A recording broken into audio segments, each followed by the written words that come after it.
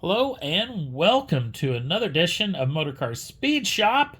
Back in the shop again with this rig. I don't know what we're going to call this thing. The Redcat Banshee Injora hybrid? I don't know. That's too clunky. But we'll think of something to call this thing. Obviously, there's been some big changes with it since last you've seen it. If you watch the progression videos, obviously wheels and tires are on it. Shocks are on it. Did have to do some fumbling around. Actually, the Heim joints themselves end up not working out on them. We had to swap those things out. Other than that, it's pretty close. Ran all the wiring, tucked all the wiring up underneath. There's still a couple of little wires that have to be felt with. This is one of them. This thing has a major light bar on it that Injora Group sent with it. And yeah, I don't know if this Redcat Banshee setup was made to run a light package on it.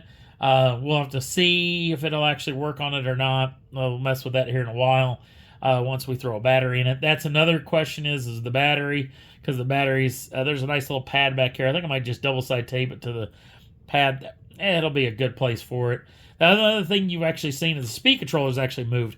With the lower shock package and spring package, it's meant that this thing has moved to the top of the blade. I like it a little bit better as far as usability. I don't like it as far as its, kind of realism. Not like this thing really looks like a realism type vehicle, especially with the axle package. Up front, I think we're pretty good as far as clearance is concerned on that deal. We have talked about this in the past, and we probably will end up talking about this again.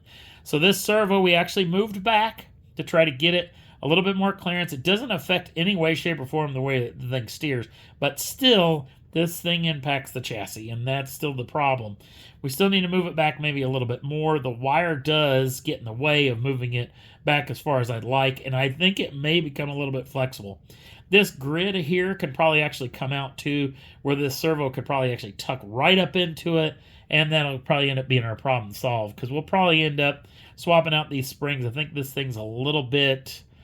might be a little bit lighter than the old package was, because we've actually got these suckers set up right up against the 4-link bars themselves, just to get them out in the way of the package. Obviously, you can see, because of the engine, everything kind of gets in the way. And that's another problem this thing has. I mean, it's really got that problem. Much like a monster truck in the real world, the unsprung weight versus the sprung weight is completely backwards. Because on a normal passenger car, the sprung weight, which is the chassis and the body and everything like that, is significantly heavier than it is. But with this thing, much like the wheel and tires with the motor and the servo actually and the axle, all mounted up, I bet that this chassis doesn't even weigh a quarter, probably doesn't even weigh a tenth of what the wheel and tire and axle package actually weighs. So some softer springs would really, really help this thing at least. But this may be a pretty good package, at least right out of the box. So it's at least good enough to go test. But other than that, I think the car looks pretty doggone good. And this just kind of shows you it doesn't take a significant amount of money. It doesn't even take a significant amount of knowledge to actually do this. This thing's pretty cheap. I think the chassis itself, I think, was like $40. And you can get it anywhere on the internet. And just takes a little bit of time. The 4-link bars actually didn't come with it. Had to do a little bit of work there. Had to clearance some stuff in and around. But this doesn't take a massive amount of fabrication. This is basically all bolt-on stuff. And you can make this rig and make this rig completely your own. I think if it weren't for the axles on this thing, most people wouldn't even know what this car even started out being. So this is a fun little rig. I'm hoping it's just going to be a nice little fun little rig that I can just go out, play with, and not have to thrash on all the time.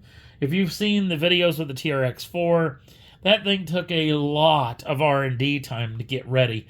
I don't think this thing's going to near have that problem. Even with the rock bouncer, if you've seen the video on that little rig, that thing took a lot of R&D stuff just to kind of get it to where it is now. So, I think this thing's going to be pretty good. It's going to be a fun little piece we can go out, play with, and then throw it back up on the shelf and get it out to play with it again next time.